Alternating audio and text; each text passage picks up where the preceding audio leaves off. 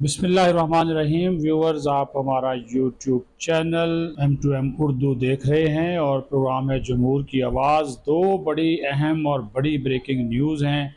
एक तो आज सुप्रीम कोर्ट ऑफ पाकिस्तान ने आर्टिकल 63A में नज़र षानी केस के हवाले से जो हुकूमती दरख्वास्तें थीं वो मंजूर कर ली हैं, और इसकी आइन की तशरीह के हवाले से जो साबिक चीफ जस्टिस की सरबराही में एक फ़ैसला था उसको कालअदम करार जो है वो दे दिया है। और ये कहा गया है कि जो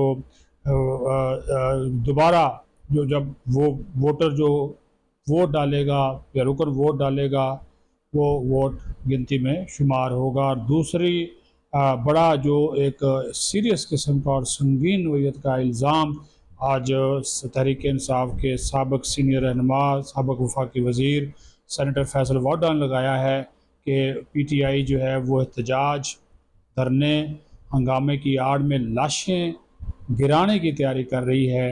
लाशें ये खुद गिराएंगे और इल्ज़ाम ये इस्टेब्लिशमेंट और पुलिस पर लगाएंगे, हुकूमत पर लगाएंगे, और इसी वजह से ये रेड जोन एहतजाज की कॉल दी जा रही है। और दूसरा ये भी उन्होंने ऐलान किया है कि उनके मोबाइल फ़ोन के अंदर बहुत सी ऑडियो वीडियोस मौजूद हैं, और अगर ये इमरान खान एंड कंपनी बाज नहीं आती तो वो हर चीज़ मंजर आम पर ले आएंगे और फिर ये लोग मुंह दिखाने के काबिल नहीं रहेंगे। दोनों बड़ी अहम खबरें हैं।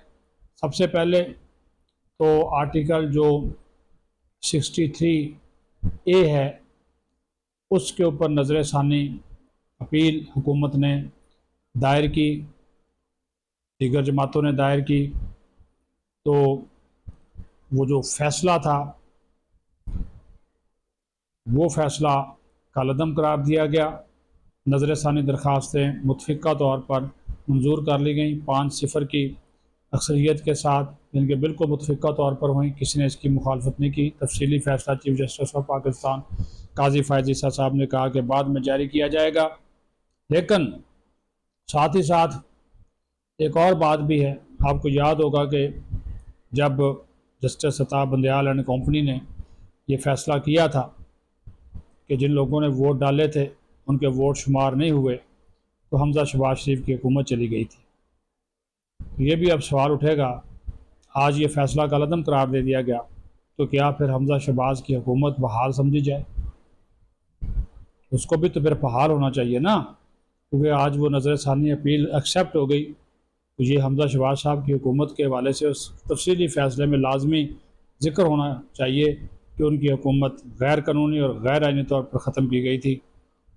अब अरकान आज़ाद हैं, यानी कि हर पॉलिटिकल पार्टी का रुकन आज़ाद है, वो किसी भी आइनी तरमीम में कानून में अपनी ज़मीर के मुताबिक वोट दे सकता है।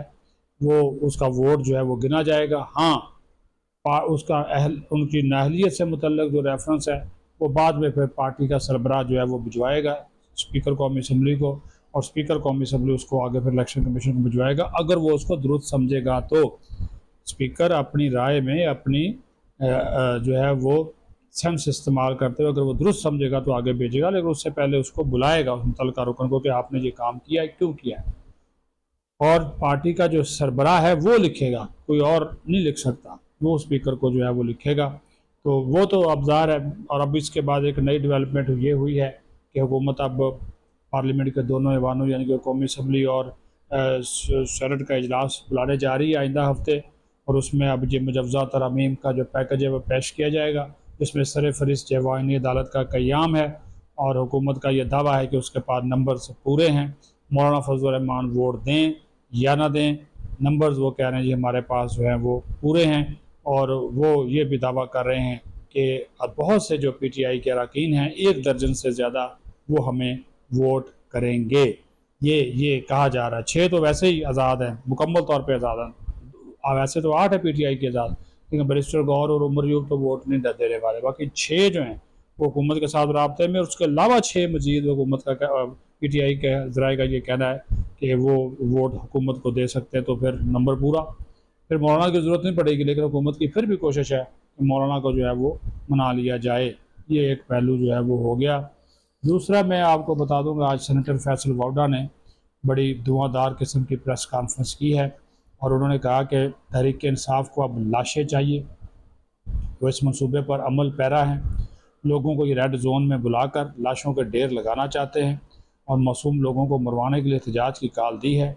इनको पता है कि रेड जोन में एहतजाज मना है, पाबंदी है, इसके बावजूद ये जो है वो वहाँ पे सिर्फ़ और सिर्फ इस मकसद के लिए कि लोगों को पहुँचाए, कत्ल गारत हो और उसका इल्ज़ाम फिर पुलिस पे, इस्टेब्लिशमेंट पे, फ़ौज पे लगा दिया जाए।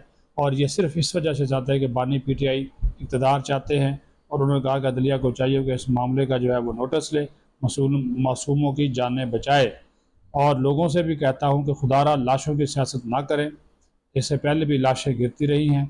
अरशद शरीफ जो है वो शहीद हुए और उन्होंने कहा कि इमरान खान लोगों के बच्चों को एहतजाज पर उकसाने की बजाय अपने बेटों को बुलाए। वो लंदन बैठे हुए हैं, उनको वो बुलाता नहीं है और पाकिस्तानी बच्चों को कहता है कि तुम सड़कों पे आओ और मेरे लिए एहतजाज करो और मुझे जो है वो इक़्तिदार में लेकर आओ। और तो उन्होंने कहा कि अगर एक तरफ कहता है कि यहूद की ग़ुलामी नामंजूर है तो ख़ुद इसके जो अपने बच्चे हैं वो यहूदियों के ही ग़ुलाम है। बात तो ये भी ठीक है। और उन्होंने कहा कि इस वक्त पार्टी में कोई भी इनके साथ नहीं खड़ा। गंडापुर सिर्फ इसलिए आग बरसा रहा है क्योंकि उसको वज़ीर आला का मनसब मिला हुआ है। और उन्होंने कहा कि गंडापुर मेरा दोस्त रह चुका है, केपी में करप्शन बहुत ज़्यादा है, मेरा वो दोस्त रह चुका है, गुमराह कर रहा है। बैरिस्टर गौहर जो है वो शरीफ इंसान है, उनको ये बुज़दिल कह रहे हैं। और उनको कहा कि उन्होंने ये भी कहा कि इमरान खान को ये पता चल गया है कि मुल्क दुरुस्त सिमत में चल पड़ा है, SCO का इजलास होने जा रहा है, पेट्रोल सस्ता हो चुका, ज़र मुबादला के ज़खायर जो है वो बढ़ चुके हैं, महंगाई की शरह में कमी है, गैर मुल्की शख्सियात पाकिस्तान आ रही हैं, SIFC के प्लेटफार्म से एक बहुत अच्छी खबर और पाकिस्तान को मिलने वाली है और ये सब इससे बर्दाश्त नहीं हो रहा और इसको अब जो है वो लाले पड़े हुए हैं और सिर्फ एहतजाज और इंतशार की सियासत में मसरूफ़ है। और उन्होंने ये भी कहा कि ये मुल्क को अब इत्मीनान से चलने दिया जाए। अगर आज गंडापुर को वज़ारत आला की कुर्सी से उतार दिया जाए तो सारे का सारा जो है वो मामला उन्होंने कहा कि जो है वो और की जगह पे और कोई अगर बैठ जाए वो भी यही करेगा। उन्होंने कहा कि ये अब राग लाप रहे हैं कि सियासी केस बनाए जा रहे हैं, क्या तोशा खाना सियासी केस है, 9 मई क्या सियासी केस है, क्या जो है वो कौन सा केस सियासी। उन्होंने कहा कि जो प्रेस कॉन्फ्रेंस मैंने 26 अक्टूबर 2022 को की थी, आज भी उसी जगह पे खड़े हैं। तहरीक इंसाफ को लाशें चाहिए, जो कुछ हो रहा है उसकी टाइमिंग बहुत अहम है। और बानी PTI को परेशानी ये है कि वो ये चाह रहा है कि उसके इक़्तिदार के लिए लाशें कराई जाएँ। और उन्होंने कहा कि सबसे पहले तो ये इनको करना चाहिए कि अपने बेटों की ग़ुलामी ख़त्म करें। फिर ये SIFC की बात की, उन्होंने कहा कि रेड जोन जाना चूँकि मना करार दिया गया है और ये एक ऐसी राह पर चल पड़े हैं कि जो कि एहतजाज, मारा मारी और दीगर मामलात को ख़राब करी। फिर उन्होंने कहा कि जब जनरल फैज़ हमीद DGISI थी तब भी मैं उनके ख़िलाफ़ था, मैंने बड़ा नुकसान उठाया और ये भी उन्होंने इंकशाफ कर दिया कि जनरल फैज़ हमीद का सिर्फ कोर्ट मार्शल नहीं होगा, उनको जो है वो सज़ा जो है वो होगी।